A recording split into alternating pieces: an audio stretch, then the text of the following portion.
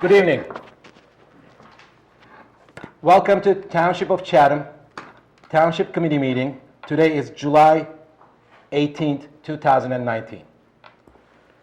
Now I call this meeting to order. Greg, the adequate notice was given. Yes, adequate notice of this meeting of the Township Committee was given as required by the Open Public Meetings Act as follows. Notice was given to both the Chatham Courier and the Morris County Daily Record on January 4th, 2019. Notice was posted on the bulletin board in the main hallway of the municipal building on January 4th, 2019, and notice was filed with the Township Clerk on January 4th, 2019. Great, thank you, Greg. And now we're going to continue with the flag salute, and I'm going to invite Daphne Ciccarelli, who is the student from Loyola University, and also Mia Ciccarelli, Valley View High School student in Watchung, to lead us with the Pledge of Allegiance.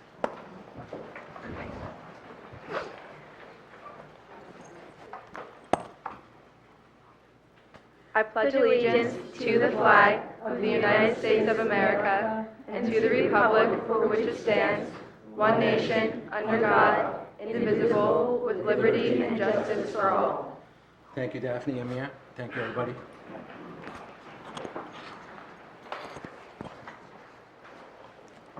Now, roll call, please. Here. Mrs. Schwartz? Here. Mr. Ritter? Deputy Mayor Kelly? Mayor Selin? Here. We have quorum. Great, thank you. And now we're going to continue with, move forward with the recognition for Patrick Mead. And I am going to read you the resolution, and bear with me. Resolution of the Township Committee of the Township of Chatham, County of Morris, State of New Jersey, honoring Sergeant Patrick Mead. Whereas Sergeant Patrick Mead began his employment with Chatham Township in 1988 as a police dispatcher, and whereas Sergeant Mead continued as a police dispatcher until being hired as a police officer in 1990, and whereas in 1997, Sergeant Mead was temporarily assigned to the Morris County Prosecutor's Office as a task force officer for 6 months. And whereas in 2002, Sergeant Mead was transferred to the Traffic Safety Unit and served as the Chatham Township Police Department Traffic Safety Officer. And whereas in June 2006, Sergeant Mead was assigned as a narcotics task force officer to the Morris County Prosecutor's Office. And whereas Sergeant Mead was promoted to sergeant in March 2015, and whereas throughout his career, Sergeant Mead served as the department's firearms instructor, armorer, field training officer, car seat installation technician, vehicle fleet manager, and member of the department's emergency services unit. Whereas Sergeant Mead received numerous awards throughout his career, including several life-saving awards, good conduct, exception duty, and meritorious service. Now, therefore, be it resolved that the Township Committee of the Township of Chatham honors and recognizes Sergeant Patrick Mead for his dedicated, devoted service, and calls upon the citizens of Chatham Township to join in expressing our heartfelt gratitude and best wishes to him as he enters the next chapter of his life. Thank you.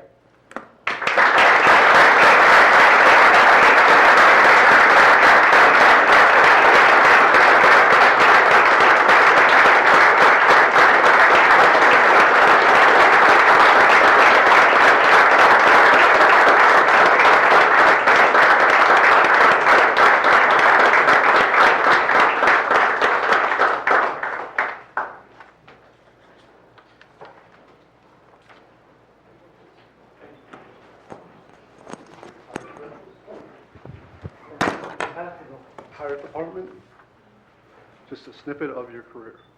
A snippet? Congratulations. Yep. Thank you, sir. Appreciate it. Any comments? Congratulations. I just want to thank the Township of Chatham for allowing me to serve the township for 30-plus years. It's been an honor and a privilege. And to my colleagues, don't wish it away. The time goes by really, really fast. Not so short time, you'll be standing where I am, and you'll be wondering where the time went. So enjoy it while you have it, guys. Thank you.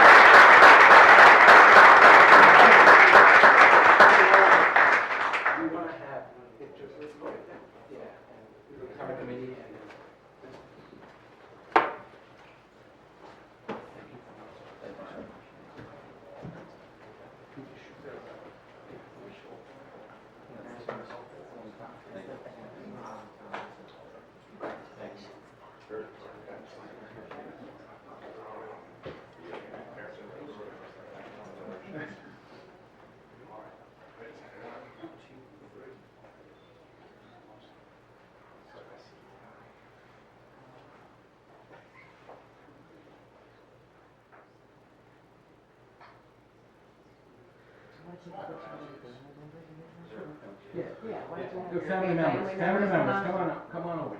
Take a picture? If you would like to. You would like to? Yeah, they're looking very reluctant, I don't know about that.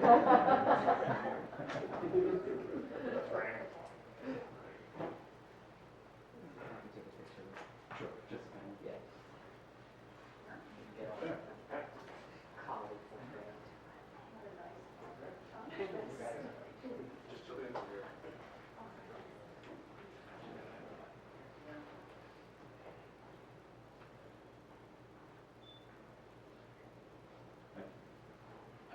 This going to be in the New York Times?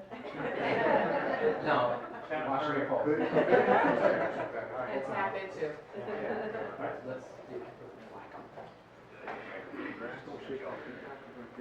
Oh, great. We knew where you were.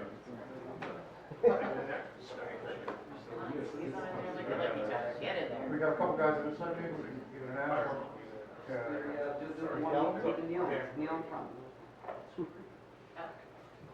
Come back over here? Got it? Just a little bit in, just a little deep breath in there. All right, now everybody's in, that's good. Yeah. 1, 2, 3. One more, good.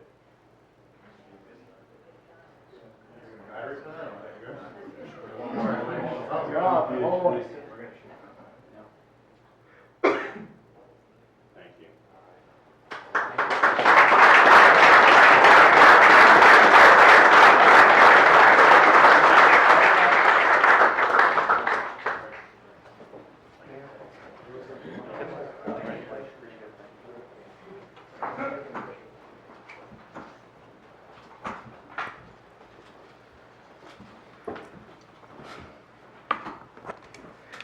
Mr. Now, Mayor, this is the critical part of the meeting. I'm going to call for vote. What I just read about Patrick Mead. See if everyone is voting for that. So, roll call vote, please. Do I have a motion to adopt the resolution moved. as I read it? Second? Second. She said. Roll call vote, please. Mrs. Ness, Yes. Mrs. Schwartz, 100% yes. Mr. Ritter, Yes. Mayor Selin. Yes. Motion passes. Thank you. Congratulations. Congratulations.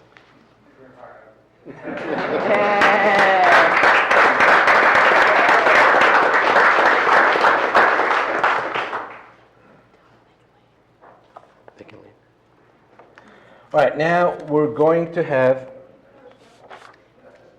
another wonderful moment that we're going to swear in a new officer to our police department.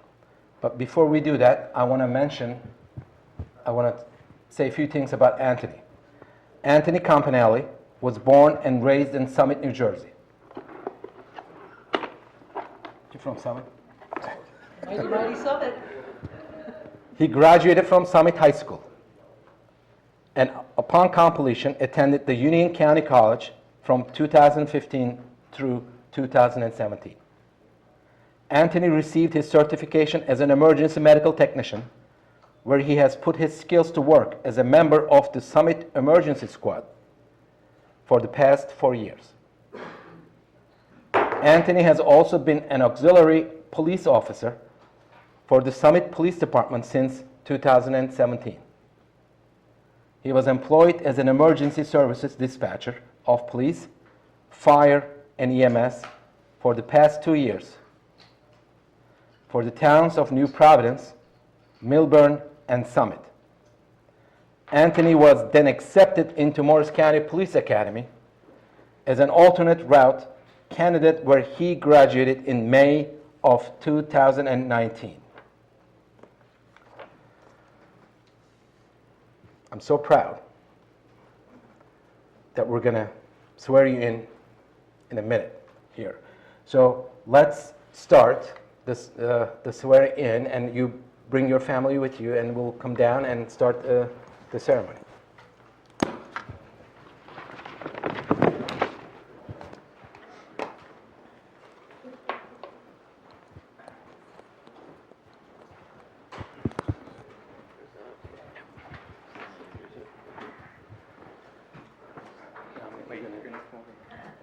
Someone has to hold the Bible.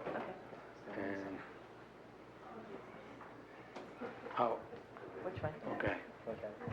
He has to be next to me, so. All right, so you, yeah, and then. In 30 years, you're going to have the moment with Patrick Mead. Okay. I state your name. I, Anthony Campanelli, Do solemnly swear do solemnly swear that I will support the Constitution of the United States that I will support the Constitution of the United States and the Constitution of the State of New Jersey, and the Constitution of the State of New Jersey, and that I will bear true faith and that I will bear true faith and allegiance to the same and allegiance to the same, and in the governments established in the United States and to the governments established in the United States and in this state and in this state, under the authority of the people. under the authority of the people.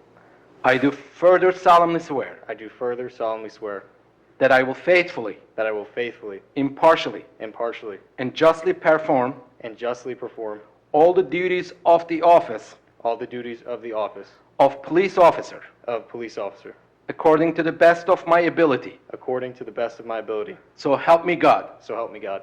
Congratulations.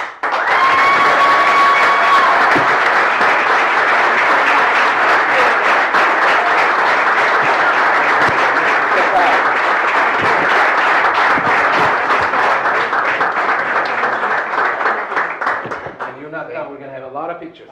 Okay. All right. So why don't you have one with your family? Okay. And all the family members. Please. Yeah. It's a big family. That's it. Come on. Good family.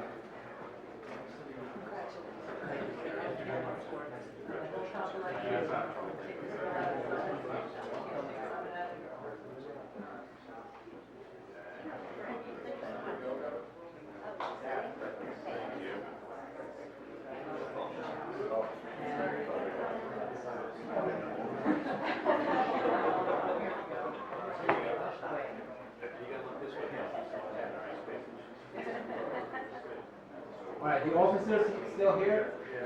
Would you like to have a picture with them? Yeah. New phone?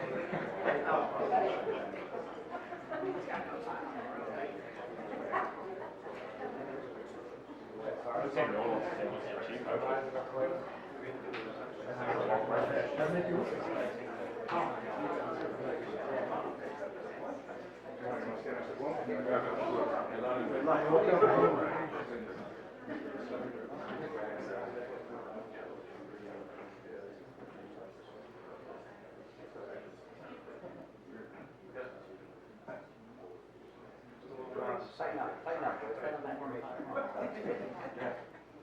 All right, that's good.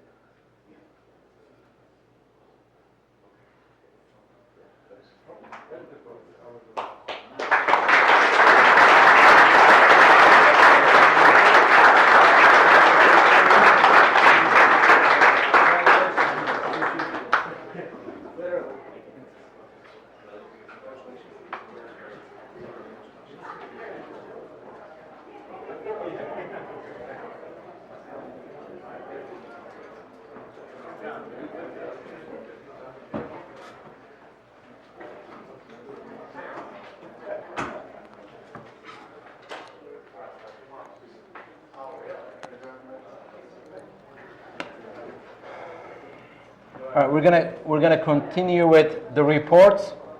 And Kurt, do you have any reports?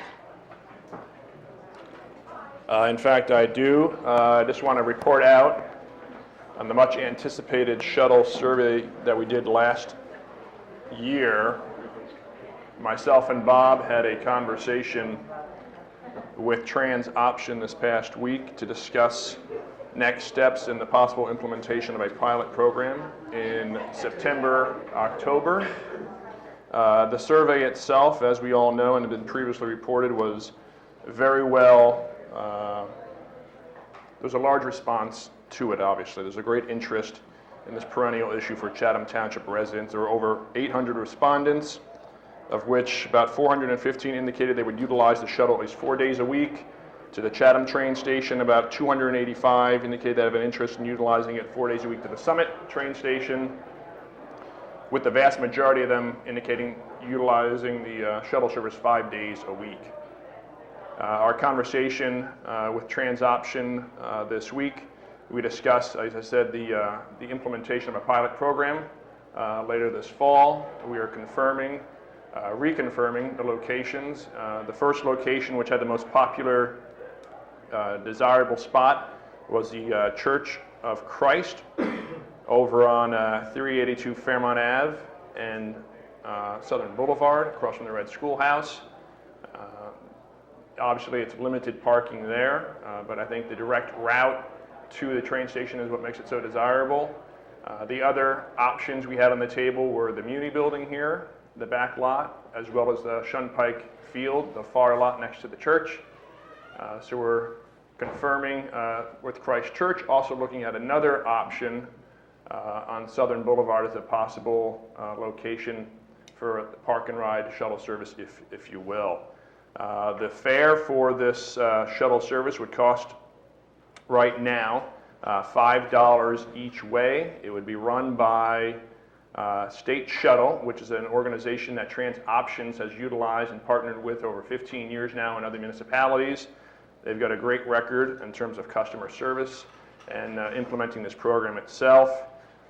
So this is currently where it stands. We still have some more work to do on our end, as I said, but hopefully if things go well, we will be able to launch a pilot program sometime in September, October. Again, some of the logistical things we need to work out, if people are going to pre-register for it, if they're going to reserve spots at these locations, if there'll be a lottery, but more to come on that in the future meetings. And I'll defer to Bob if you have anything else you'd like to add as it relates to the conversation we had. Well, that was a good synopsis of it.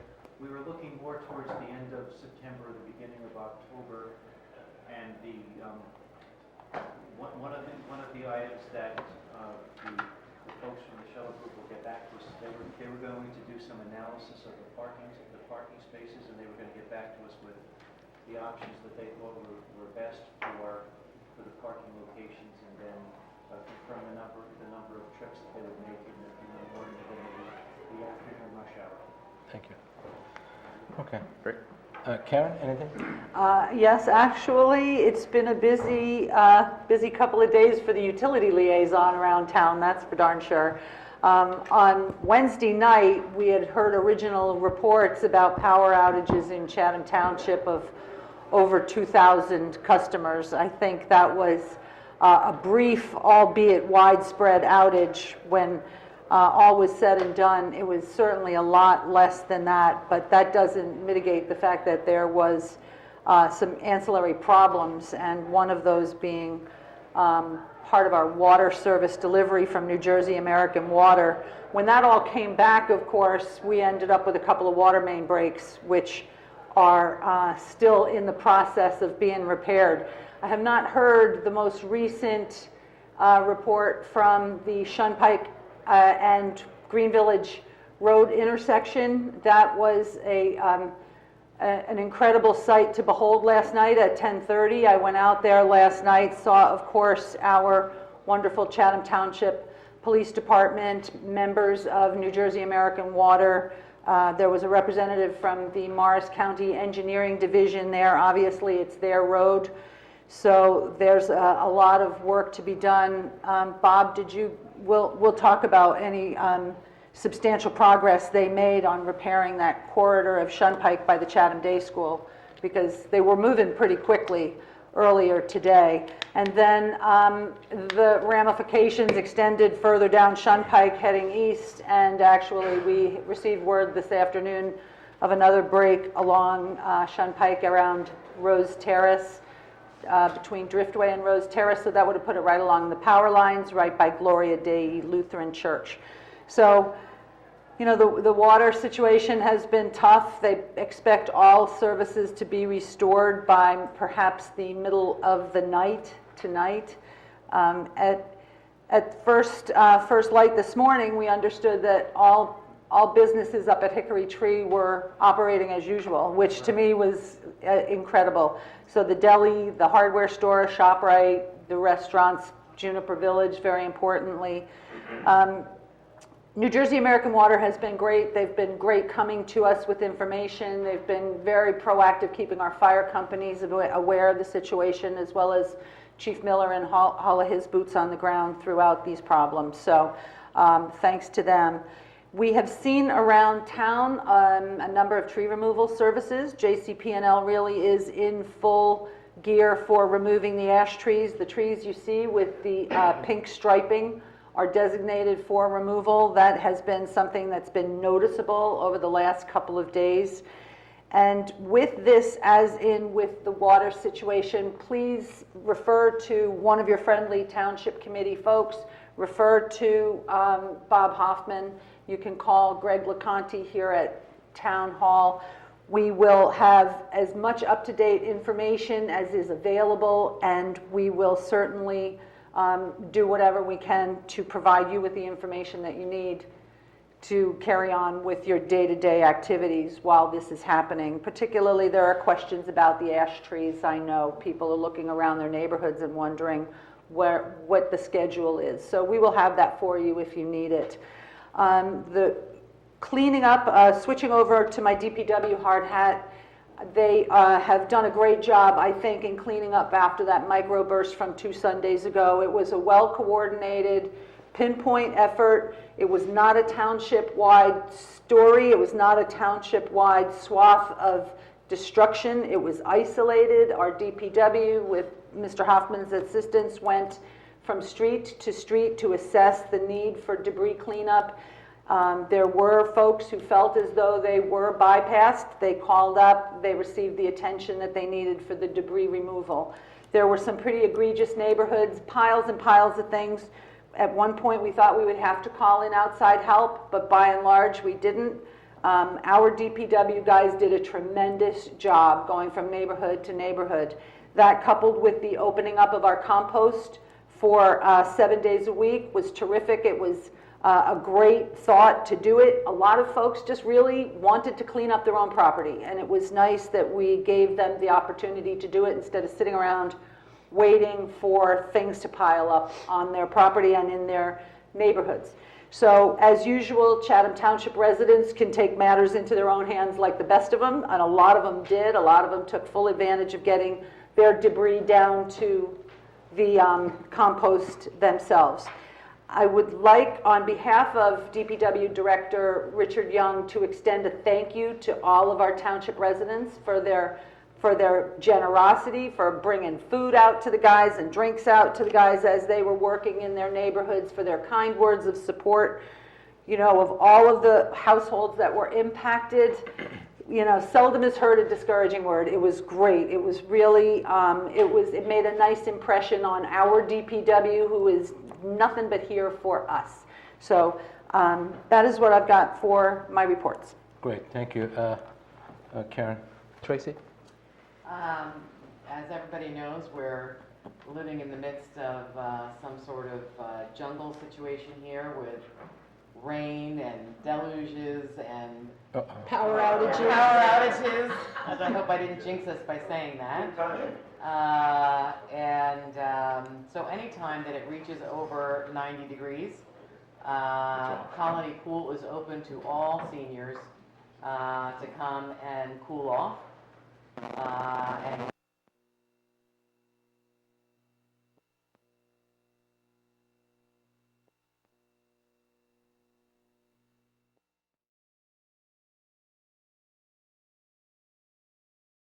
particularly for probably half an hour. And he also said the same things about you just told about him. So, you know, what you have done and was amazing. And I don't know how many people know this, but we saved money here because we were late because of the state requirements with the budget approvals and everything, 60 days additional requirement. So we were supposed to pay additional $20,000, right? But you and Bob worked together, and we're now today we don't have to pay that $20,000. That's savings for everybody in this room, and everybody's watching and not watching. So you know, anybody who's worked as a part of a government organization or bureaucracy knows that it's very easy to overlook these things that end up costing more and more money before you know it. It's like, you know, doing a renovation on your home. But this was, you know, Bob got us a great price, and we appreciate your support. And I know the brush truck that's coming in probably the September-October time frame when we come back and we discuss that. It's great to have, again, a bulldog like Bob in our corner and all of you supporting us, so thank you very much. kudos to you both. Good nickname, Bulldog Bob. Good here from me. Yeah. All right, sure. I'm sorry, I couldn't read any of my notes in the dark, so now that I can see them, I just wanted to add that we'll be having National Night Out on August 6th at Colony Pool. We had a meeting with the police department. There'll be giveaways, there'll be events going on, so please take a look at the Township website or our Facebook page for more information, but put on your calendars August 6th, and everybody can come out and have a great time at Colony Pool and meet our officers. Okay. John, are we on generator or We're is... on generator. We are? Yep. Great, thank you. Anyone else And we from are the recording again. Pardon me? We are recording And again. we are recording. Okay. Anyone else from the public? Yes. Good evening, Genevieve from Ormont. I'm really glad that Sejal and a couple of the community people came forward about the shuttle, because that's been an issue that's been bothering residents for a long time. So I'm glad to see there's some resolution to that. Tracy, you said there was a $10,000 revenue over last year on the Colony Pool membership? No, we lost $30,000 in revenue last year in Colony Pool. And this year? This year we are We're not supposed to be talking. 22%. The last time we pulled the numbers, Bob, and I don't know if you pulled the numbers recently. But why don't you, Genevieve, why don't you continue with your Are we comments? talking about Colony, are we talking about Colony Pool? No, it was dark and I was listening, but I didn't get the exact numbers. I heard that we were 10,000 over on the Colony Pool membership revenue this year. We're getting close to, I think we're in the nines now, in the high nines. Okay. Thousands. Back, we're about 22% up in membership. We had 68 new families that had never belonged to Colony Pool before, but I don't have the most recent numbers. Yeah, it's not fair to Tracy or Yeah, Bob to just the, come up with numbers. Okay, and so, but we did lose 30,000 last year. Correct. And so this year we're doing better. Can you clarify Okay. losing $30,000 last year? I'm kind of confused by it. If I can, Yes, I Bob, believe why don't you? what that means is that the anticipated revenue for Colony Pool was $30,000 less. We took in $30,000 less than Mr. Chiccarone had anticipated. So we didn't actually lose money. Did we lose money? So $30,000 less than the budgeted amount, what you're saying? Correct, but Okay. we had taken that amount in the year before. So it's, okay, 30 grand less than the year prior. Correct. And this year's number is $10,000 more than the year prior, or 10,000 more than the last year? Budget. That's, we don't have, or I don't have an exact number. We're going to be looking at that after July 31st. I wanted to be able to do Okay, that. because it sounds like if we're 10 grand more than last year, we're basically 20 grand less than the year prior. So we're still less than 2 years ago. 2 years ago. Yeah, we're in the Okay. process of rebuilding. This is- So Rebuilding. the first step was to recognize the 3-year decline. It was not a And 3-year for the- decline. Let's look Yeah, at the that's- numbers. You know what, look, right now, she's supposed to speak and, Well, but not talk. we not need to talk over- facts, though, not No, just no, pull no, I numbers understand. out of the No, sky. I 100% agree with you. Okay, I mean, thank you. It's I not, didn't come prepared with the numbers that. That's we've right, it's not already fair. Spoken about this previously, we looked at the numbers, we voted based on the numbers, Kurt, to take the revenue down after 3 years of rate increases, because that's the only correlation we had. We didn't have any exit surveys, we didn't have any reason to figure out why so many people were leaving Colony Just to Pool. clarify, attendance at Colony Pool Club went up every year minus 2017. That's not the numbers that we were looking at. If Then have different you why, guys- let me ask you something. Okay, Why don't we just, Fuzzy math. Yeah, please finish your comments. This doesn't need to be something that we need to resolve here. I just wanted to clarify what I heard, but I'd be happy to All right, Julie. email you and get that information if possible. Thanks. By all means. thank you. Anyone else from the public? All right, so if there's no other comments from any other members of the public, then I'm going to close the floor to the public. And I actually have to get a result, do I get a vote to close it? I think we used to do that at some point. No, I mean, we don't do it, no, but time's normally we up. should do it. There's nobody here to All right, we speak. just We move don't on. need Yeah, to. yeah. All right, so the consent agenda we have now next is, what consent agenda is, the routine items may be passed by a single roll call vote. Any committee member may call for a separate discussion or vote for any items. So, Greg, would you like to please go over Yes, the this agenda evening, items? we have The Resolution consent agenda. 2019-152, payment of bills, 2019-153, receipt of reports, 2019-154, approving meeting minutes, 2019-155, approving executive session minutes, 2019-156, refunding overpayment of taxes, 2019-157, releasing escrow balances, 2019-158, authorizing contract for purchase of fire apparatus, 2019-159, rescinding resolution 2019-131, and resolution 2019-160, authorizing contract with Lincoln Landscaping. Okay, great. And do I have a motion to adopt the consent agenda? So moved. Anyone second it? Second. Greg, any discussions? No? Greg, roll call vote, please. Mrs. Ness? Yes. Mrs. Schwartz? Yes. Mr. Ritter? Yes. And Mayor Selin. Yes. Motion passes, and Mayor, if I may suggest, if we want to go back to reports, I believe Mr. Hoffman had some reports to handle, and possibly our engineer. Okay. Yes, Bob. And then, John, maybe you have some things, other things to say. So you were gone too. So. Yes, Bob. All right, thank you, Mr. Mayor. Mr. Mayor, members of the Township Committee, and those in the audience and those who may be watching, I would like you to know that we are now operating under generator here at Township Hall. I want to thank our Township engineer, Mr. Rushke, for assisting in turning on the generator. That's his When we report. did, I bring this up because we also have a zoning board meeting going on in the zoning board, planning board room, so they were in the dark, and we had a basketball game going on by with senior citizens downstairs, and they were... Oh, my goodness. They played a lot better without the lights on, from what we were told. Bob, may I ask, did somebody report the outage into JCP&L? Because I'm just getting... I did. You did? Yeah. All right. Okay, I called our superintendent of public works, and I believe he was going to do that. okay. But what I wanted to let the township committee know is that about a month ago, we had a power failure for 27 minutes here, and it was on a Thursday, late morning.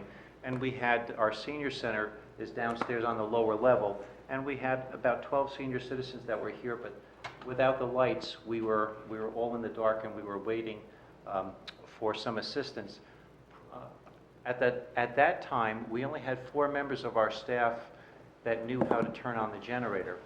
So after that episode on a Thursday, we used that as a learning experience, and the DPW and our WPC staff, they came and they taught all members of our administrative staff, anybody that's in this building, how to turn on the generator. So we all went downstairs, we all went through the steps, and then we have this book, the step-by-step procedure, because you could do it once during the daylight, but in the twilight, it was great to have the township engineer there so that I could read the book and he could read the book, and then we could make sure everything went on. So this proves that we need training, we have training, and we were successful in not having to wait for somebody to come. So that's part of my report, but I'm happy that it worked. So we need a generator to start the, we need an engineer to start the generator? Is that what you're saying? No, just to help to see where the key code is, where we hide the keys. All right. So just some items for the report. Committeewoman Swartz talked about the water main breaks, and then also our microburst that occurred on Saturday afternoon, June 29th. And I wanted to echo some of the statements that she had made. We had 585 residents that made use of our compost facility when it was open. It's usually only open 2 half days a week. So it was open from July 1st through July 14th, with the only exception was the 4th of July. So we appreciate all of the residents that made use of the compost center and helped us out. I also wanted to compliment our DPW staff and our OEM, because when this started, it was a microburst, so there was no help from Morris County, because it only impacted our community. So OEM coordinator Sullivan gave me a call. We were on the phone 4 times. Our chief is the deputy OEM coordinator. He came back from Pennsylvania. I was in town for a good portion of Sunday, but our DPW worked until 11 o'clock on Sunday night, and they worked alongside or behind the utility companies. The residents were great in clearing out their property. We started on July 8th, going through the roads that the superintendent of public works, our foreman Don Kidd, and myself had driven and prioritized to pick up debris. And in previous storms, we were paying about $1,500 to $2,000 a day for an excavator and an equipment operator, as well as a roll-on, roll-off. And I want to commend them for coming up with a way to do this with our own resources. And you know, there was a good work ethic. There was a esprit de corps by our DPW, and it worked out well. So I want to commend them for all of the good work that occurred. We're also 3 weeks ahead of schedule on operation organization. This is where we're reorganizing all of our files. Most members of the Township Committee have walked through our 7 rooms of files and have seen what's happening, but we are now able to have everything organized by block and lot in one area. Previously, we had, up until, I guess, yesterday, we had files that were organized by block and lot, but also by year. So if a resident put an addition on their house, say in 1993, and the house was from the 1970s, we'd have to look in 2 different locations for information on the house. So now it's all consolidated into one spot, and we're going to be able to refile it, but get it ready so that we will be able to scan it in, and we'll be able to share it with all of our departments, boards, commissions, and anybody that needs that information. Special recognition should go to our summer interns that are helping, to Dylan Murray, to Kyle Albrecht. We also were able to call in our police crossing guards, and they've been great in helping us. So we have Pete and Bob, and we have Carmela, and we have Sylvette that have been helping us on a daily basis. And with their help, it's put us ahead of schedule. So kudos also go to Kathleen DeRosa for organizing this and helping to keep this on track. So tonight we will have a separate discussion on goals and objectives, and we'll go through that in a few minutes. But that's basically my report. Okay. Thank you. You're welcome. One thing as a side note for all of our residents who are down at the compost heap and noticing the condition of the road getting there, that is on the paving schedule, am I correct? The access road to our recycling and our town compost? Yes, Yes, it is. in the next couple of weeks, I understand, right? Well, yes, funds become available on July 25th, so it will be... And not we- 1 minute later. There are a lot of folks who have been expressing concern about that. We talk about people really wanting to do things for themselves around here. That's a kind of an egregious access route. So I know a lot of people will be very, very pleased when we get that paving done. Thank you. So, okay, John, anything you wanted to say? And no report, but I just, this is a little unconventional, but we were going to put in a resolution on for the August meeting for the paving, which, to authorize a contract with Tilcon under the Morris County Co-op.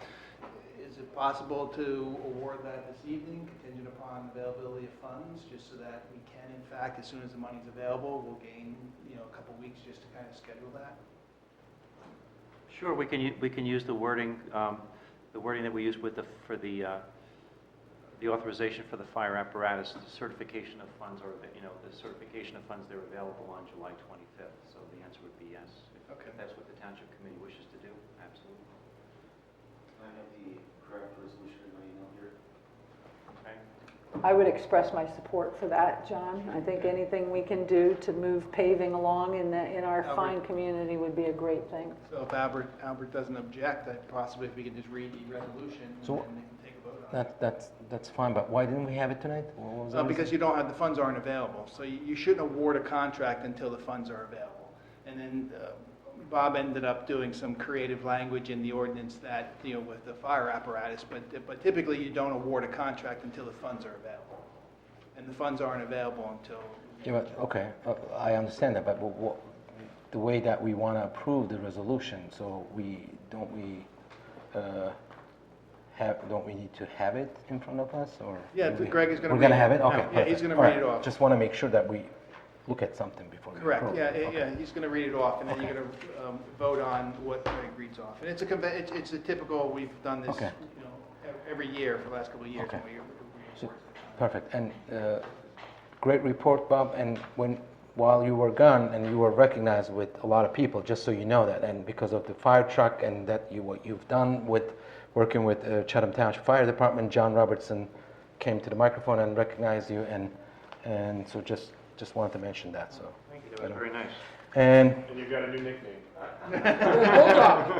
A bulldog. Okay. and you saved our town $20,000 working with John Robertson and his team and your team. Close, thank you. Close, yeah, I mean 19, so it's close enough for tonight's purposes.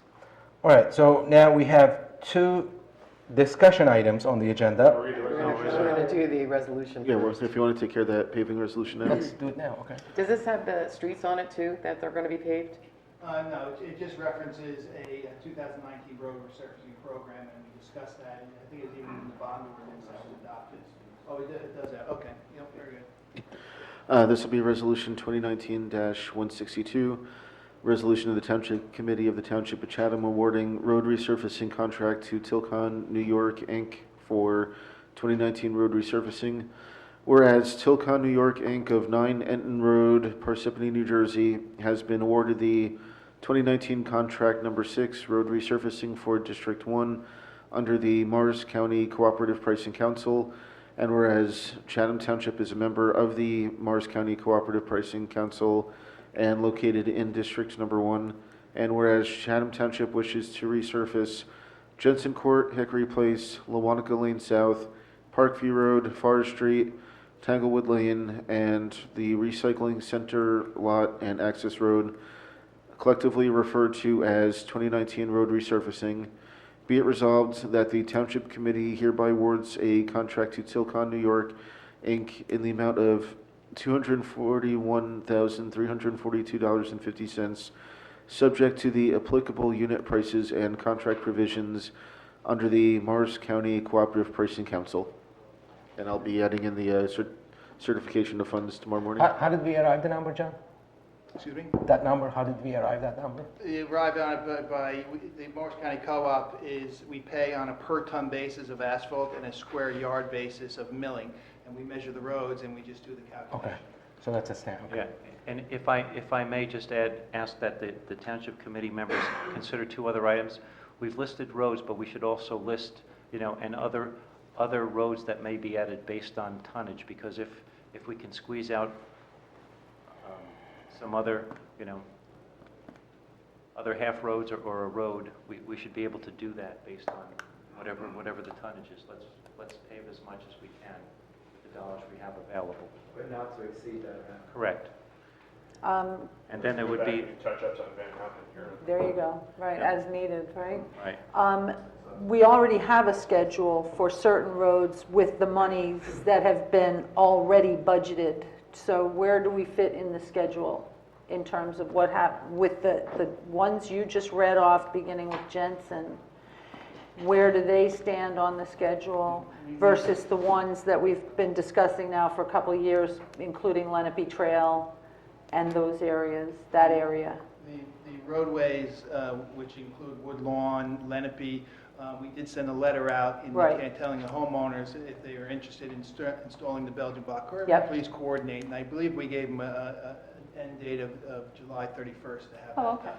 So we haven't, it was without, we needed to get all the roads together. And so, we'll start scheduling the work now until. Great. All right, so do I have a motion to approve the resolution? So moved. Second. Any committee discussion? I just think it's great to be able to exhibit flexibility like this when it comes down to being able to strike while the iron's hot. Particularly, we already know what the figures will be roughly coming in. We know the familiarity with the people who will be providing the services and so on. So Okay, great. thanks for the flexibility there.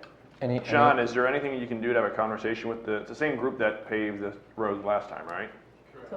Is there a way you can have them maybe just do a drive-by, sunset, you're on Van Houten and say, look at this, and let's see if they can do something different this time around, so we don't have a conversation in a year and a half that people on these other streets realize looks good for the first month and a half, but after one winter, cracks and everything else, it's just, And is that true for other neighborhoods?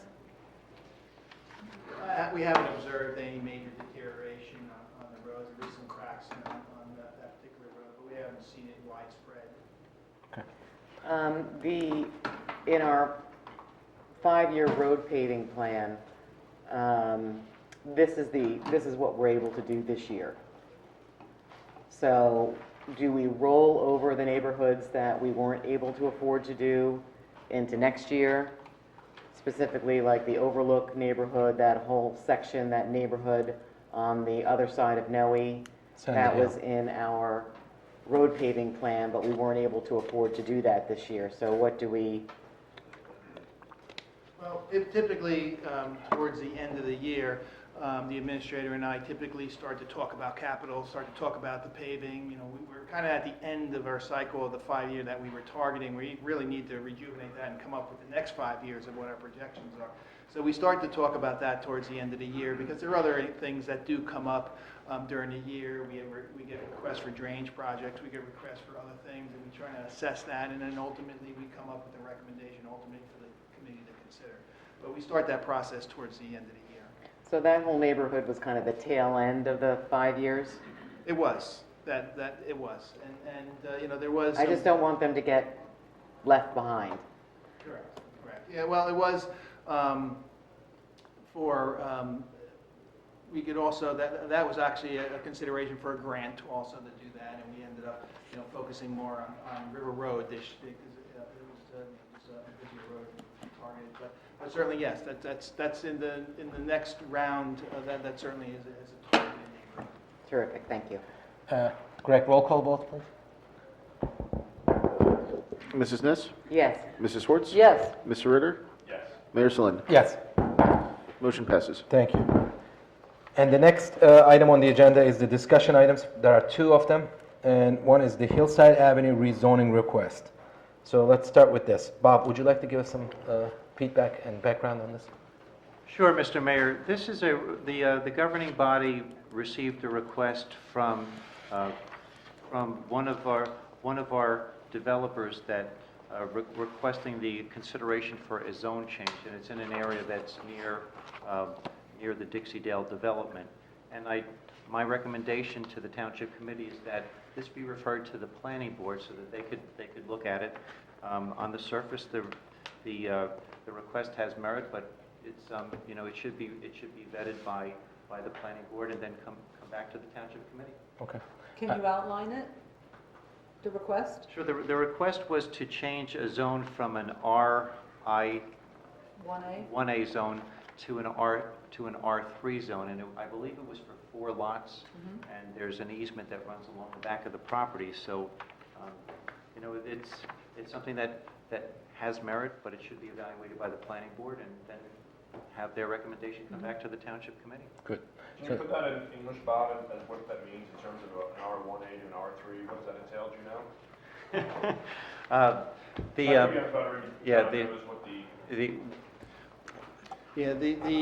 The R3 zone is basically a lot size of 20,000 square feet versus the R1, I believe it's 1 acre. We don't have much development in that area. And so it's basically double the size. And these lots are they're oddly shaped, and they are more representative of the R3. The R3 runs along Fairmont, and the back of these properties abut an R3 zone, and so but they also front on Hillside, and Hillside is much larger lots of Dixie-Dale, the other lots, so these lots really are lumped into this zone of the 1A, but it really wasn't representative of characteristics of the lot sizes, and so it's really just adjusting the zone line. It's not anything unique that they're asking, like a new zone or spot zoning or anything like that. It's really just shifting the What would the rezoning grant the builder the ability to do that he can't do or she can't do today? Well, they're existing lots, and so he basically can develop the lots As single family? As single family, and he can ask for variances to accommodate what they're proposing. So it's And the R3A grants him the ability to just a grant. larger homes, multifamily dwelling. In other words, what's the reasoning behind this? More for consistency. If it's reducing the amount of variances that they have to come to actually develop the lots. If the setbacks and the bulk requirements are all much higher for the R1A versus the R3, and these lots are more characteristic of an R3 zone. So he's just, the request is really more accommodating for when he goes to build, that it's the amount of variances. So rather than going for like 15 variances or whatever, we just rezone it, he can skip all that hassle, doing all that sort of thing. He still has to go to the Board of Adjustment because he does have, I suspect he's going to still have some steep slope disturbances along Hillside. And these are all single-family homes? Single-family homes. R3 is single-family, and not permitted in multifamily and through R3, so it have to be single-family homes. Perfect, thanks for the clarification. Just to the north of that is the Chatham Borough border, correct? Correct. This is right on the border. And that area of Chatham Borough is equally zoned, whatever their lingo is, for single-family homes of sort of similar size, if I'm not mistaken. I would say similar size. Right. I just don't know the borough that Sure. well. That's what it is. No, But you wouldn't want it. generally characteristic of that neighborhood. Okay. It'd Doesn't just the be borough really put their affordable housing on that border? They've done zoning to put affordable housing there. The borough does own an affordable housing lot right next to these properties. Right, so that would be multifamily. Yeah, but beyond that, the rest of the neighborhood singles. is single. Right. There has been talk, and this is probably just an ancillary conversation. I don't know whether it's appropriate to introduce it, but there was, since we're talking about the Hillside neighborhood, that there has been talk brought up on a number of different levels about making a cul-de-sac out of that section of Hillside from the borough. John, I know you've heard that too. I don't know, Albert, whether you know what sort of legal hoops have to be addressed in order to bring that to the front, if there's enough citizen support. I certainly have had requests from a lot of different residents saying that they would like to explore the idea of making that section of Hillside into a cul-de-sac on the township edge. Well, it's primarily a traffic engineering study, but also it depends on the type of road that it is. Under certain circumstances, the municipality may be able to do it unilaterally. Under other circumstances, Department of Transportation would need to approve it. I just don't know enough about that street to be able to give you a guess. Perhaps Mr. Rushke knows the traffic and the nature of the street better and whether it triggers a DOT review or not. But Well, obviously, it is a connector road of some sort, whether that's the official term for that type of traffic or not, but also The unofficial term is a cut-through. a cut-through would be a good engineering term. It does have borough on the south side, borough on the north side of Hillside, and then into the township right at the area we're talking about here with this zoning change. But even folks from Chatham Borough have come to me and said, we've heard you talk, we know people are talking, we would support it too. I don't know if it's broad-based, but when it comes to cut-through traffic, I think a lot of people in that neighborhood would love to see it mitigated. So I don't know how we bring that one a little bit forward, bit by bit, whether we get the Borough of Chatham involved or... At the moment, it's in front of the planning board. It's brought up during the Dixie-Dale application, and that question was, or the subject was discussed at the hearing. The testimony of their traffic engineer said that he would have to review that further and study it to see what the implications are, because now that traffic that does go on Hillside is now going to be diverted to River Road or Southern, and you'd have to look at what that traffic impacts are. But as Mr. Cruz said, it'd have to be looked at and studied, and certainly, if it, at a minimum, certainly the board could request Dixie-Dale, probably no real hard burden to them to just carve out a section of the roadway to allow a cul-de-sac to be built in the future, just to expand the right-of-way. Right.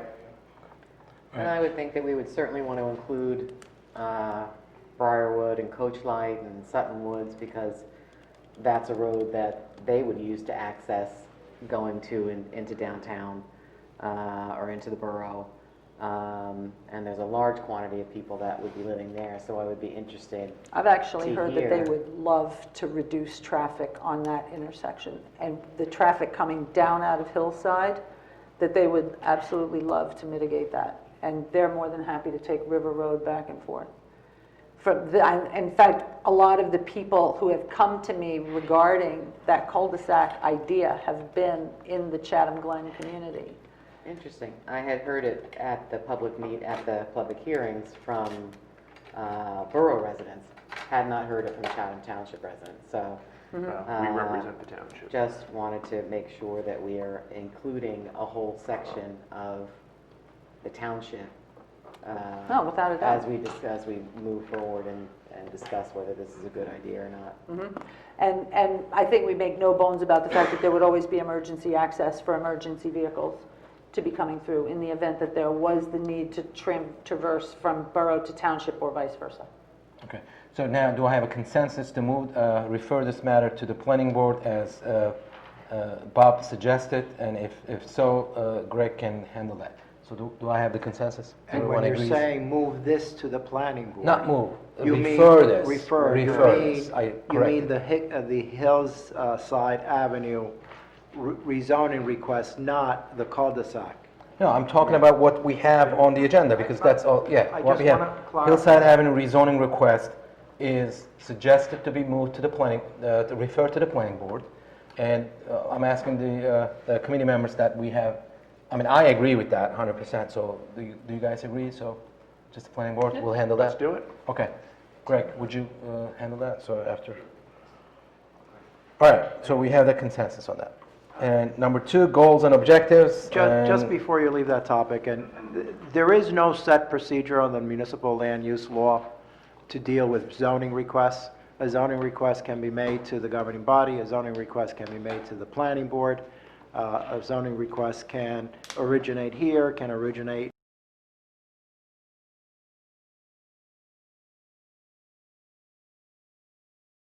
at the planning board, and what you've done is typical of what municipalities do, which is refer it to their planning board for review.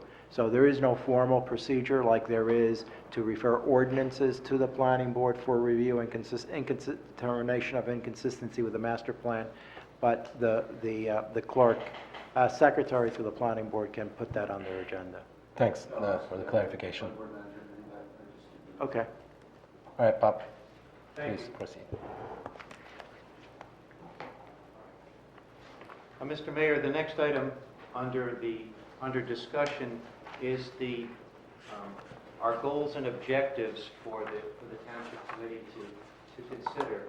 There is a memo in the packet that was dated June 11th, and it outlined some short-term, midterm, and long-term goals that the Township Committee may wish to consider as guidance for the future. And then those agreed to goals would be prioritized and would be used for planning purposes going forward, as well as for budgeting purposes in 2020, 2021, things of that nature.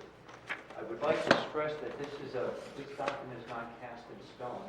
It's to start a conversation. It's to obtain input and then to obtain direction from the Township Committee. It should also be pointed out that all of the Township Committee members have had input into this document. I wrote it in June. Many of the items are things that I observed, but I also, in speaking with our staff, with our Township Committee, there are items in here that were contributed by each of our Township Committee members. So this is a compilation of items that were out there, and just there are items that I believe should be considered that we need to have some discussion about. Some of them should be kept on the radar, but some of them are further out into the future. So we need to talk about maintaining our AAA credit rating. We should be discussing our how we develop a long-term financial plan so that we can look out basically 40 years and see we have capital investments that we're going to need to do, and we have bond ordinances and other forms of debt that will come due over time. So I started to construct a spreadsheet that lists all of our ordinances, when they come due, principal payments, interest payments, and part of what I would like to do and bring back to the governing body at a future date is look at this so you would have a complete picture and see where we stand and how we can look in the future to assure that we're providing the best value for our township residents, but we're also doing it in such a way that we're looking to the future and we're maintaining our investments, but we're also maintaining our tax rates so that we're not going to get hit. We're not going to get hit by a spike or something of that nature. We also want to look back and make sure that we can protect ourselves and our residents from like the dot-com bubble and things that happened in 2007 through 2009, where municipalities were whipsawed by other levels of government. So we need to make sure that we have our surplus in place so that we can pay for emergencies. We have investments that we have to make for that, but also take some of our surplus and pay down some of our debt. And that's what that's what I believe we should be looking forward to and looking at as we go through these goals. So, Okay, great. So at this point, anyone from the committee has any comments on on the memo. I just wanted to thank Bob. We spent a great deal of time yesterday morning going through our mid-year finances, going through some of the financial issues that we're facing in the future. Part of this goal planning exercise is going to be looking at what we need to do in terms of our facilities, looking at terms of our fields, looking holistically across the town to see where we need to make improvements, where we need to fix infrastructure, and I think that this is a great exercise. So thank you for spending so much time. Bob and I spent an additional 2 hours going through all of these goals in great depth. And so I really appreciate this opportunity to do some long-term financial planning, long-term goal planning, to make sure that we're doing the best that we can. Well, thank you. Thank you. And yeah, sometimes we're not seeing the forest while we're fighting day-to-day challenges, then, that kind of document will show us in front of us and tells us what challenges we will have in 10 years from today, 20 years from today, 5 years from today. So that's great job, and thank you for doing that, and thank you for sending it to us and, looking our comments and collaboration on that. Thank you. I think the idea of keeping a very careful eye on our debt is something that we have a history of doing, and I think knowing that that is going to remain a focus is very, very important. You don't want to be subject to the whims of the markets when it comes to interest rate spikes and things like that. You listen all the time whether we're expecting a rate cut from the Fed or whether we're expecting a rate increase from the Fed. And for some people, that is good for their savings account, and for other people who are continually keeping an eye on bond anticipation notes and things, you do worry about what the next year would bring. And in addition to the difficult world of predictability, I think the unfunded mandates that can get thrown at a municipality from Morris County, from the state of New Jersey, from the federal government, you name it.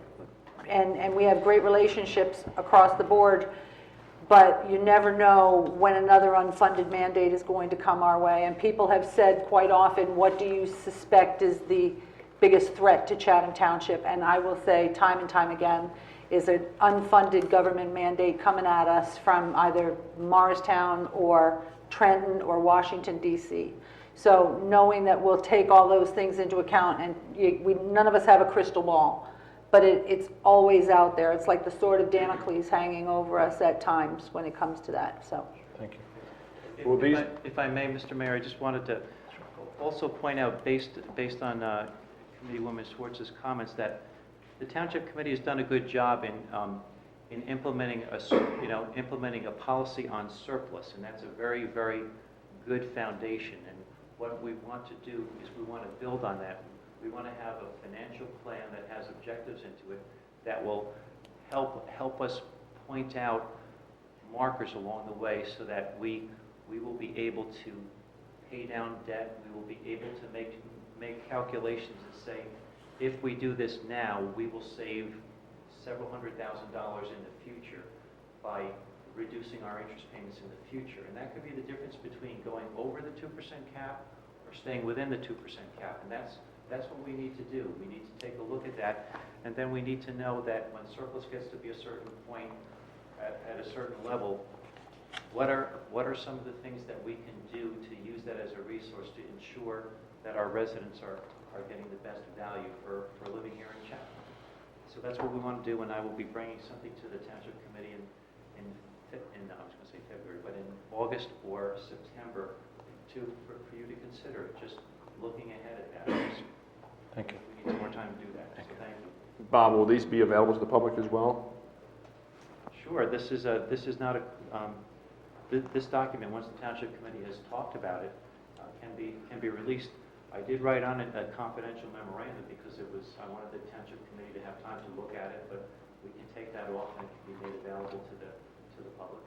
Okay, draft, because we didn't, is it draft goals? Can we spend some time going through it and discussing it? Sure.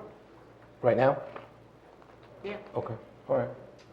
It may take some time, but that's okay. Yes? Well, Yes, that's yes, what yes. we're supposed to do. Yes, yes. Plan and discuss No, ideas I mean, it may and take figure two out what we days, need for 2 days. short-term and long-term goals. If you'd like, I mean, one of our first short-term goal was to retain our AAA credit rating, and we've been able to do that. That was a team effort. It took several, it happened over time, and then when we had our recent credit rating review, it was the efforts of our CFO, our auditor, the finance committee, all members of the township committee, looking at this, and we were successful. So we have saved our residents tax dollars because the interest that we will be charged will be less because of our AAA credit rating than if we didn't have that. Looking ahead, as we sit here now in round numbers, we have about $30 million in some form of debt, whether it's authorized debt, whether it's debt to pay for capital improvements that have been made in the past. Sure. Thank you for reminding me. Thank you. You're welcome. So what we have is, when we look at that, one of the things we can do is, as an example, tonight the Township Committee authorized the purchase of a fire truck. So that's unauthorized debt because we do not need the money in hand just yet. We don't have to pay for that for 13 months.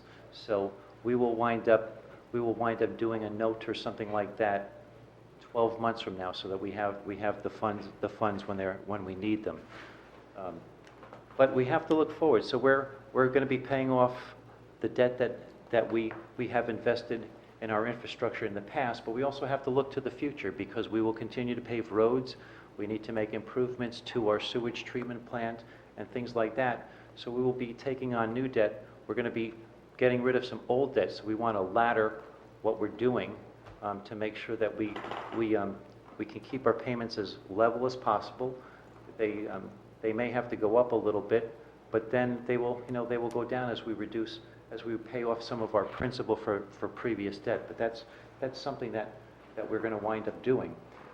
And Bob, that's in reference to the $900,000 kind of bubble that we have coming? Well, we have an increase in a payment in the future, and we would wind up going out and refinancing that. That is correct. But even going out further, just looking at what are our investments going to be in the future, and how do we make sure that we have we are able to fund our principal and our interest payments. But yes, that's one example, but that's not the only example. It's just looking ahead at what we have to invest in and making sure we can pay for it, and then seeing how we can reduce our level of debt over time. We can't do it immediately, but how do we do it over time? One of the other items was the colony pool. We had on there for obtaining somebody to run the concession stand that would be able to start contributing towards our expenses. And we have found a wonderful vendor that's working with us. The food is good. At our last meeting, the township engineer and I dined graciously in our suits at the pool. We felt out of place, but our township attorney told us that we did the right thing, and he laughed at us when we did it, but no. So that's been completed. We talked about organizing our files so that we can scan them in, so that we can have use of them, and we can make better use of them and give our residents better information. We've been talking about our affordable housing issues, and that's something we will continue to talk about. We will be going into closed session and relying on advice from our attorney about that. But there are decisions that have to be made, and they have some financial ramifications and other ramifications. And that's something that we're going to be implementing a court order, and we have to follow through on that. Let's see. After that, there's other items that are related to it, like selecting a developer and for affordable housing. We also are looking here, we have IT needs, so we're going to be going out to bid and looking at our IT needs, and we will have recommendations for the Township Committee before the end of the year. And that will include a technology master plan. So those are some of the items that are in the short term. We also have negotiations coming up with one of our unions, and we will handle that. I don't know if you wanted to go through each one point by point, but that's an example. I don't know if Committeewoman Trace Ness has any particular. You have any particular questions? I was assuming that that's what we were doing tonight, was discussing the goals and plans and having a discussion over what people were interested in seeing in terms of short, mid, and long-term goals. Since no one else has had the benefit of seeing this document, I think it would be nice to have a discussion about it. Who's no one else? We got this back in June, right? The public, I think Yes. you asked Kurt about the public not having this. Yeah, but I mean, the idea, we were gonna decide on what the goals are. If in public, it's a living document, Yeah. right? I mean, it's not like, so say it, so be, it's a living document. Public can see what it is. Welcome to opine at any future committee meeting. Yeah, and let me ask you this. Let me ask you this, just to make it quicker and easier for everyone.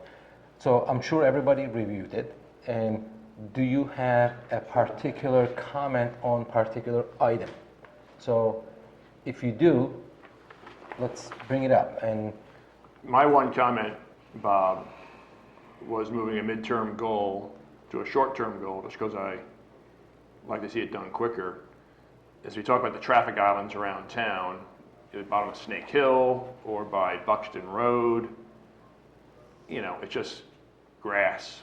It's just, weeds and stuff. And we talked about this in the past. I think John and Rich and Albert is aware. How do we get local businesses or landscapers to sponsor, if you will, the beautification of these otherwise I would consider eyesores in town. You go to other municipalities and they might have a traffic island, but you know what? It's got trees or it has bushes and plants and flowers and stuff. So, I think it was working with Rich to determine, appropriate vegetation for those areas so it doesn't obstruct or conflict with public safety and such. So, I would like to see that advanced or moved up to the short term if possible.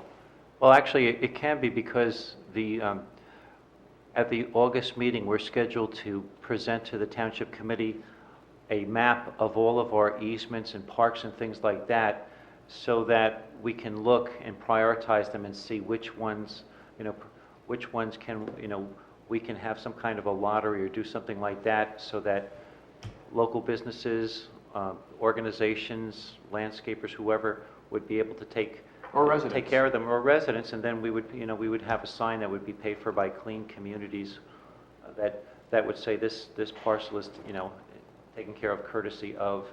That's been done in other communities, but it's once you look at a map and see the amount of pocket areas that we have, it's enlightening. So we'll be bringing that forward, and the And a side component to this, I talked to Rich about it as well in the past, was, I don't know if it's feasible or not, but when we identify these locations, if it's possible to consider, residents sponsoring a bench, if it's, in a public right-of-way where, a bench might be appropriate because it's next to a sidewalk or next to somewhere where, kind of make it, our town where people can, it's a walking town, and there's an opportunity for a resident to sponsor a bench to be located in these particular areas where it's safe and all the rest.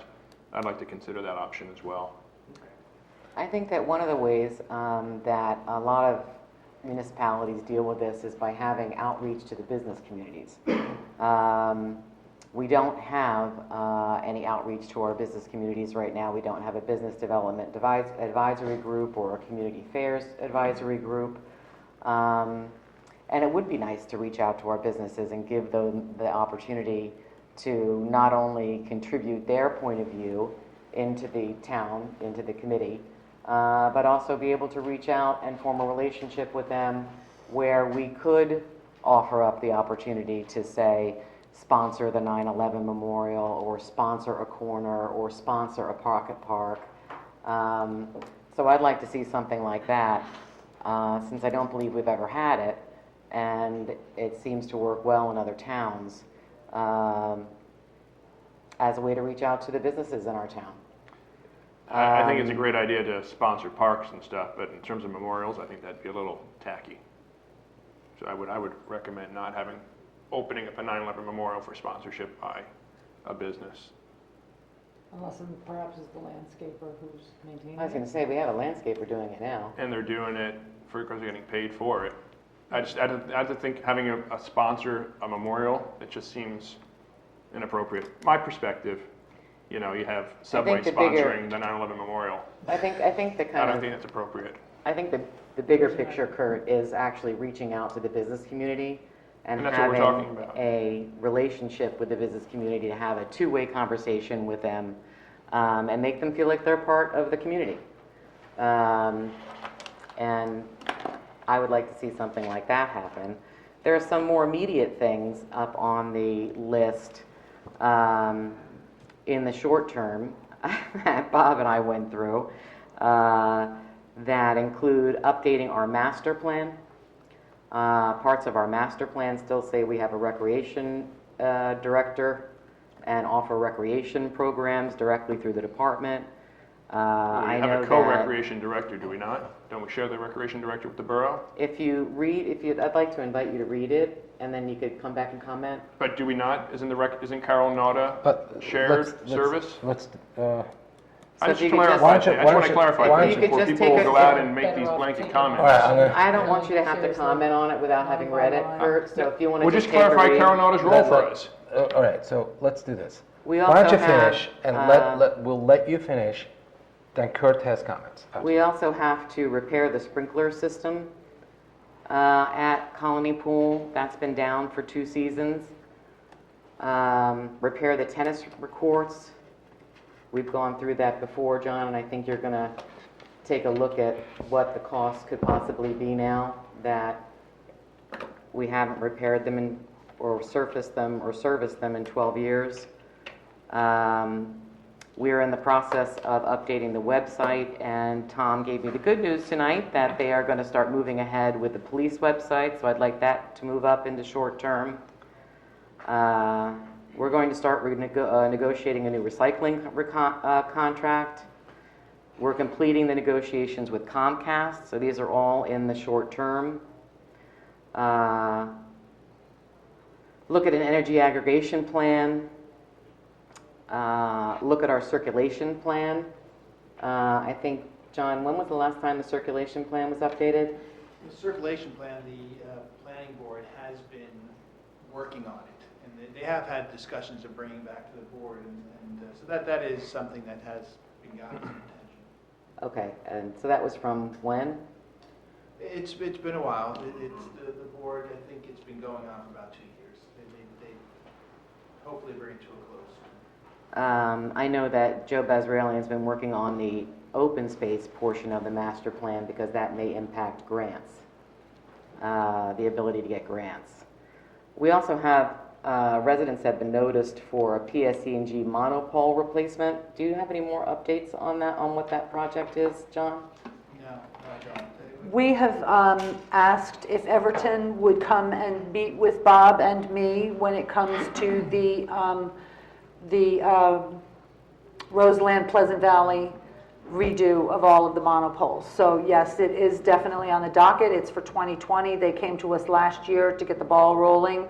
We have a certain skeleton set of plans, and it is something that we will be doing going forward, I would say within the next month or so, once we get a meeting with Everton Scott, our PSE&G district rep, on the calendar.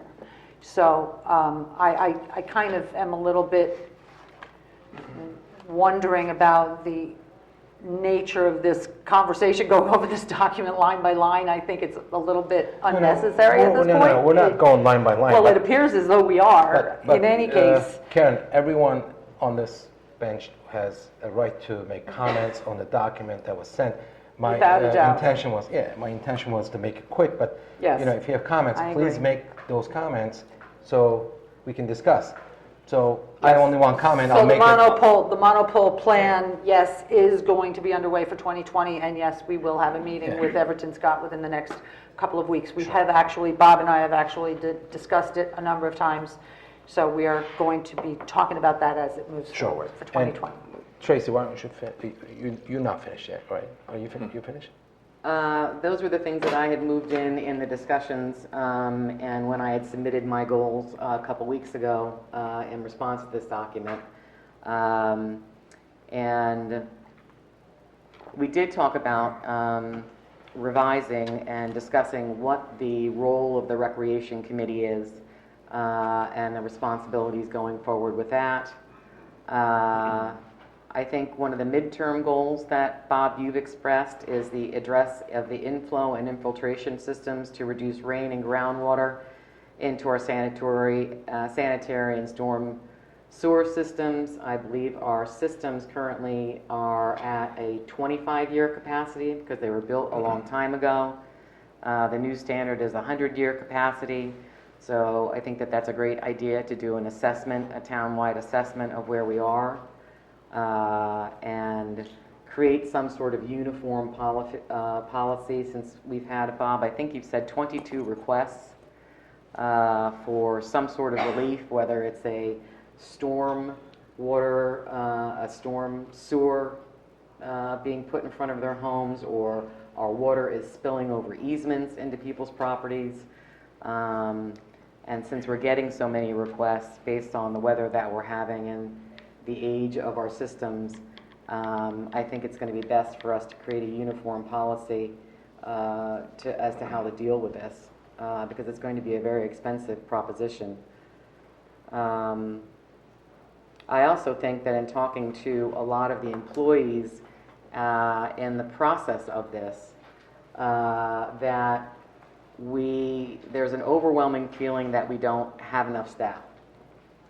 That we have reached the attrition point where people aren't functioning as well as they could be. They're overwhelmed with work. This was pretty much a universal theme that I've heard in being in the township building and speaking with employees. So I think, Bob, I know that you're doing a study looking at our employees and what right staffing would look like. Not adding a huge amount of staff, but just so that there's duplication of effort in case someone goes out. We have somebody who can file a municipal budget, who has make filings because they need to have certain training to be able to do so, or someone who can assist Greg in his clerk capacity. But that's been a pretty universal comment that I've gotten as I've walked around and met with all of the employees. So I'd like this to be certainly a part of the plan. And then to build back up trust funds. That's going to be a part of the budgeting process so that we're not running short on funds, or if we want to replace or fix the tennis courts, we're not going to have to borrow money to do it, but to start with a plan of putting money back into trust funds so that we have dedicated monies for these projects. And again, that's going to be a part and parcel of this 5-year financial plan and a longer-term looking goal plan. And I agree with the rest of these on here.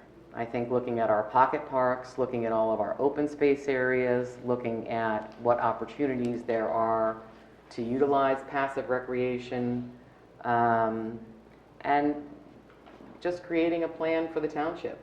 So I was hoping really that we would actually have a discussion about this tonight, because I thought that was the purpose of this document.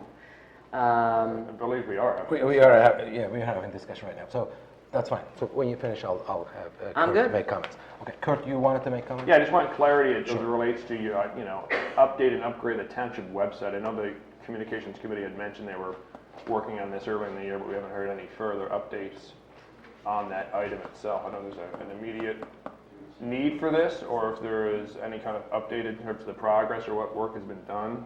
Last time we actually upgraded the website was probably, I want to say 4 years ago or so.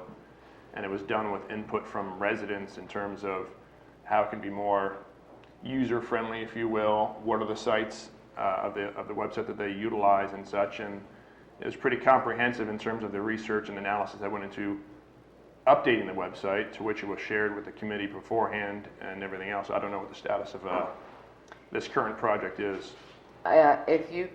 If you could forward that analysis to me, that would be really helpful. I didn't know that we did a public survey. There was a press release on it back. It's on the website. Sorry? There's a press release on it. Oh, it's a press release. Was it a survey or? There was a survey, and there was a press release regarding the survey.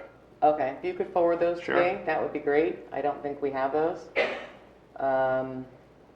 Okay. But Bob has had one of our interns take a look at the website with kind of a, want to spend a lot of money on this redo, obviously.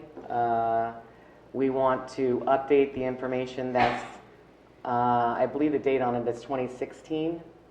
So we want to make sure that all the department heads, and I've gone over this several times, but we'll go over it again, that the department heads go through and update their information, get rid of links to 2008, get rid of links that are outdated, provide the most up-to-date information, obviously, that you want on the website.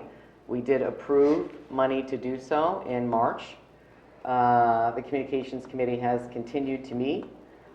Tom is moving forward with his project. We wanted to get his project going first because the township, the police website has been down for several months, so that's going first, Kurt. And then we're going to have all of our township employees submit updates, hopefully by mid to the end of August, and we'll go from there. How often? Any input that anybody has, we've met with them. I've kind of gone over this several times, so. How often do you guys meet, the communication committee? We meet at least once a month. There's a lot to do. We have Comcast cable negotiations. We were a little late to the game on that. Apparently, the request for communications, Albert, correct me if I'm wrong, but the request came in 2018, and we were able to start responding to it when it came to our attention in 2019, and we're almost there. We have some communications back and forth with them. So we have the communications policies and procedures to update from 2014, and we have the website to update from 2016.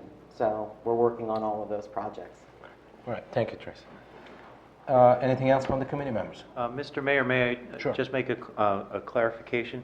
What Committeewoman Ness said is accurate, but I wanted to make the point that our interns are looking, I've asked them to look at our website, because when you look at the demographics, our websites are used by people that are, I'll be generous and say, over 35. So I wanted to see what's important to our younger folks, what are important to our 20-somethings, and how do we make sure that we're capturing information that's important to them, and then factoring that into whatever we're going to be doing with our website in the future. But I wanted to make sure that we're not losing our next generation coming up. So. Yeah, and that'll be very helpful. So thank you. All right. And I would just say one final thing. Obviously, I've got all of 5 months left on this committee, and some of these are short-term, some of these are mid-term, some of these are long-term, and I would just hope that those committee members who fill the shoes of myself and Typhoon after the first of the year, realize, help balance what's a need, what's a want, but also more importantly, keep the fiscal prudence and fiscal responsibility that we have in place in the past, and maintain that fiscal prudence as they approach these projects. They're good projects, but things can be done one way, or then things can be done a different way. And I hope that we always focus on the fiscal prudence and the best use of our residents' tax dollars. So. Yep, I agree 100%. That's part of the keeping the AAA credit rating intact. And I just want to just say one thing, make one comment. And during my last 3 months, I met with many people at my coffee with the mayor sessions, let's say twice a week during the month of July, once a week. I'm still doing it. And let's say I met with 100 people, and they make comments about town. It's a very small sample. It's 10,000 people town, 100 people, and it's 1%. But a lot of people mentioned that why don't we consolidate with this town? Mostly they said Chatham Borough, and so that's one of the long-term goals that we have in this document. Obviously, many towns mentioned there. It doesn't have to be Chatham Borough, but the point is, more we share with other towns, better off we are. We spend less money, and it could be Chatham Borough, it could be Harding Township, it could be Madison, it could be anything else. So it's a big issue. We can discuss this for days and months, and obviously it's not one way. It's a two-way street, and obviously the other side would like to merge as well. But that is something that we should discuss at some point and start discussing, and in this committee and maybe future committees. That's my 2 cents. So, anything else? All right. Then we're moving on. Hearing of citizens. And anyone would like to make any comments?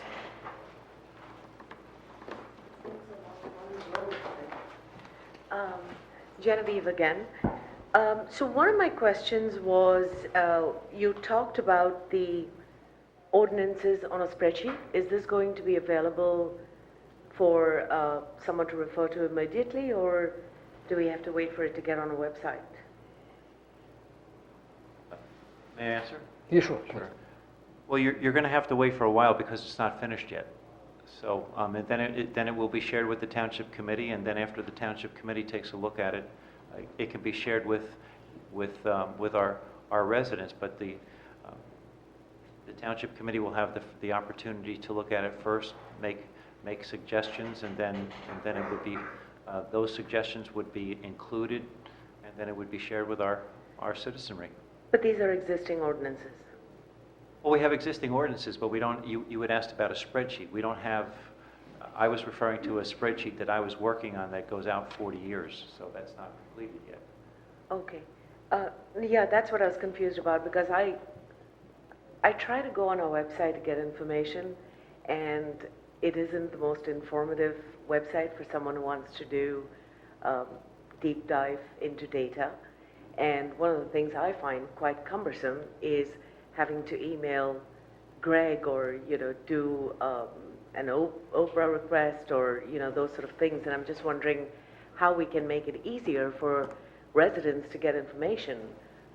Because sometimes I'm sitting there at my office and I have a thought and I just want to be able to go to the website and check on how many houses are being built in town or how many houses are coming up. And I imagine this should be easily available information. Well, that kind of information is moving, but I can tell you that as we sit here tonight, we have 44 new home permits during calendar year 2019. But that number will change. Okay. No, because I did ask it, and I was told that it is in 7 or 8 books, and people have to cross-refer. And I know you're already understaffed, and I don't want to be wasting people's time asking for questions that should be quite easily and publicly available. So that's one issue. The planning document that you're putting together, can I see the planning documents in the past that I can compare it to? Like the short-term, long-term planning. I'm not sure. At some point, you'll be able to see the document that I've shared with the Township Committee after their input is taken into it. I'm not sure that that's been done here before, so if it has, if it has been, we can share it with you. If it hasn't been, then we don't have it. So is that something I need to go to Greg for? How do I do that? Well, we'll take a note tonight, and we'll see if we have it. Okay. And I think traditionally, this document of these goals and objectives have been done by the mayor at the reorganization meeting. This is the first time I recall administrator presenting goals and objectives, so thank you, Bob, for taking that initiative. If that's the case, Genevieve, then you can go and look on each of the agendas and minutes for each of the years. You have to take a couple steps to get there, but if you go to government, and then you go to committee, and then you go to meeting agendas, Archive.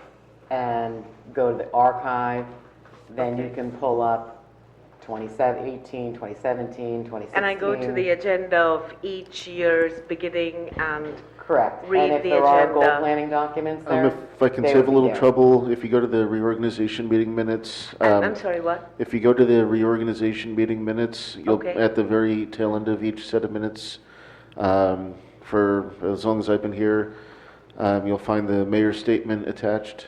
Okay. And I mean, at least starting with the years that Mr. Ritter was mayor, I've attached the mayor's statement. So whatever goals that year's mayor had, that'll be found in the mayor's statement. Okay. Well, that's two different things. How long have we Thank you, had Greg. the videos posted, Greg? How far back do they go? I think since we started 10 years ago. So if you have a mayor's statement, then you could go back and watch the video of it. Because it would be, as Yes, Kurt it would be said. lovely to watch a video, and I spoke with Tom Salvas about potentially having those videos transcribed, so we have a transcript, because we can't always If you're willing sit. to hire a transcriber. I know, I'm quite aware of that, but I don't think the appropriate answer is that I need to go watch a video. Oh, no, I was asking for my own edification. I see, okay, because I thought you told me to go watch videos, and I'm quite No, I aware. was curious, As actually. an option, you I can was watch the video or asking- read, whatever I was your, asking Greg. what are your asking preferences. for my own Some people like to edification. watch You know what, some let's, people like to let's, read. let's stop back and forth. I just Oh my wanted to God, I'm make gonna sure. get Thank you.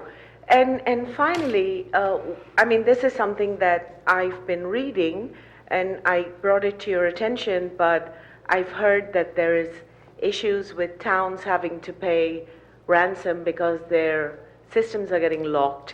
And from what I'm hearing and seeing, you know, our websites are being looked at by interns and that's this and that sort of thing. So, and I know that there is a town in Florida that ended up paying quite a hefty ransom. So I just want to be sure that somebody is looking at that in the current situation. May I answer that? Yes, Yes, please. Sure. We have taken steps to protect our municipal assets.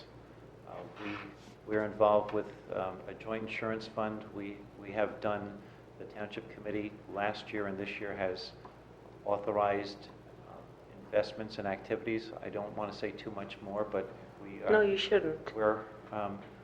we are being as proactive as we can, and we are continuing to be proactive. And we have some other things that we'll be rolling out to help us. Good. I just wanted that reassurance. I don't need to know what you're doing. And Genevieve, particularly. as you probably heard before, that we're also in the process of having a technology committee with the cybersecurity piece of in that. So that's also in the works as well. So Okay, sounds good. Looking at the township website on my phone, we have videos going back as far as 2014 and minutes going back as far as 2012 for public review. Anything earlier than that, you're welcome to submit an open request. You know, I'm going to save you some time. I'm going to hire an intern to go look this up. Okay. All right, thanks. all right, thank you. Anyone else from the public? All right, if not, I think we're done with the public. Oh, I'm sorry.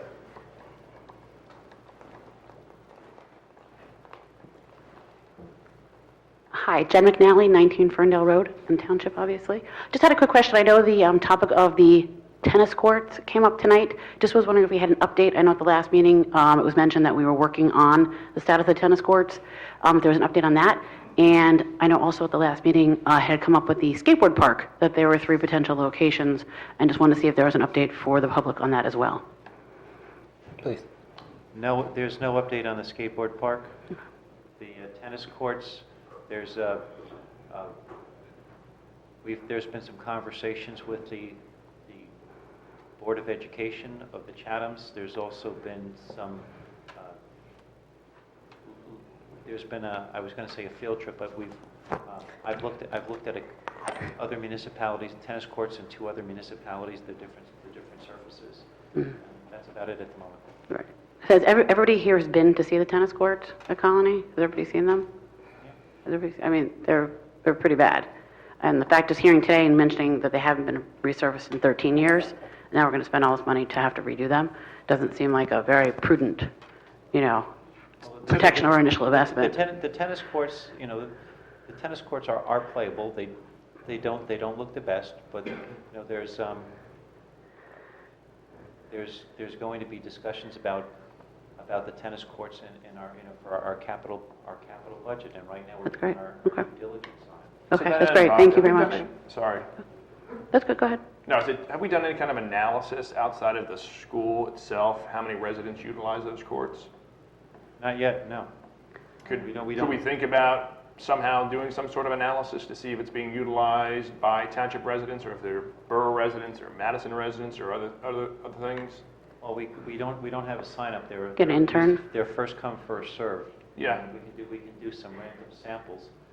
One of the things that we did is, thanks to Operation Organization, we found the plans for the tennis court reconstruction 12 or 13 years ago. So we'll be able to take a look at that, and then we also have found the box that has information from a couple of years ago when there was spot work that was done on them. So Perfect. Thanks. And we have had the rusted containers removed. Our DPW did that, and our DPW took down the windscreens that were ripped. They were duct taped So together. it looks a little better, but it's not going to solve the cracks on all of the courts.